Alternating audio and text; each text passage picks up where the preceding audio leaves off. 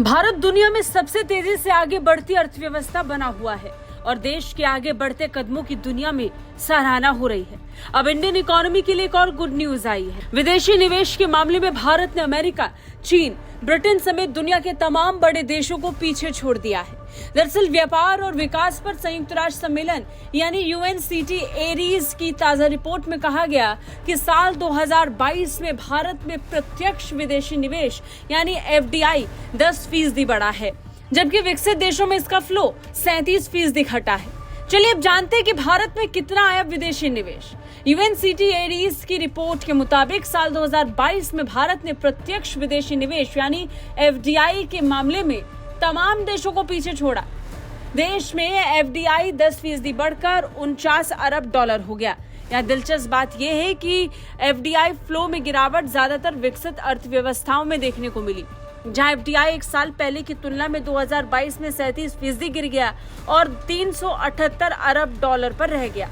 Report के मुताबिक विदेशी निवेश के जरिए भारत अब ग्लोबली नई परियोजनाओं की घोषणा करने वाला तीसरा और अंतर्राष्ट्रीय परियोजना वित्त सौदों के मामले में दूसरा सबसे बड़ा देश बन गया है। बड़ी बात तो ये कि चीन, सिंगापुर भी भारत से पीछे रह गए।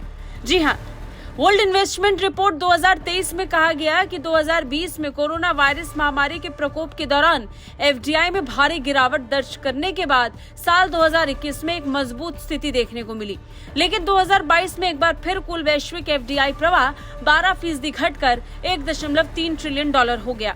भारत में जहां 10% FDI आया तो वहीं चीन में ये 5% की सालाना बढ़ोतरी के साथ $189 अरब हो गया। इसके अलावा सिंगापुर में 8% विदेशी निवेश बढ़ा और ये $141 अरब पर पहुंच गया, जबकि संयुक्त अरब अमीरात में 10% के इजाफे के साथ $23 अरब हो गया।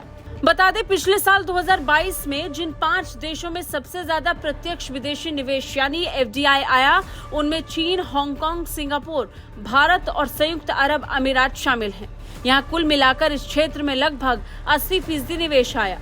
रिपोर्ट के मुताबिक भारत में विदेशी निवेश में वृद्धि का सबसे बड़ा कारण ये है कि देश तेजी से विकास की राह पर आगे की ओर बढ़ा है। केंद्र सरकार बुनियादी ढांचे में अपने निवेश को बढ़ा रही है। इसमें कहा गया कि बीते साल रूस यूक्रेन युद्ध का असर, खाने पीने की चीजों समेत ऊर्जा की कीमतों में तेजी और सार्वजनिक कर्ज में इजाफा होने से वैश्विक FDI से गिरावट में आई है। अंकटाड की नई वर्ल्ड इन्वेस्टमेंट रिपोर्ट 2023 में महासचिव रेबेका ग्रिन्सपैन ने कहा कि साल 2030 तक दुनिया के जलवायु लक्ष्य यानी क्लाइमेट गोल्स तक पहुंचने के लिए विकासशील देशों में टिकाऊ ऊर्जा प्रणालियों में निवेश में उल्लेखनीय वृद्धि जरूरी है।